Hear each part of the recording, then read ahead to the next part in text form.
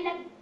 आदिलशाही व कुतुबशाही जिंकणाऱ्या औरंगजेबाला जेव्हा महाराष्ट्र जिंकता आला नाही, उघड्या मैदानावर संभाजीला हरवू शकत नाही हे समजल्यावर त्याने डाव आखला व फितुरांना घेतले.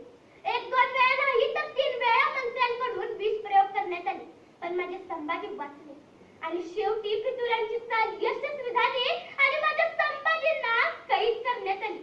अहो, 1-2 दिवस नाही तर तब्बल 40 दिवस चालला होता अत्याचार. डोळे काढली, जीभ कापली, अहो बोकडं सोलावं तसं माझ्या संपादीचं कातडं सुरून काढलं.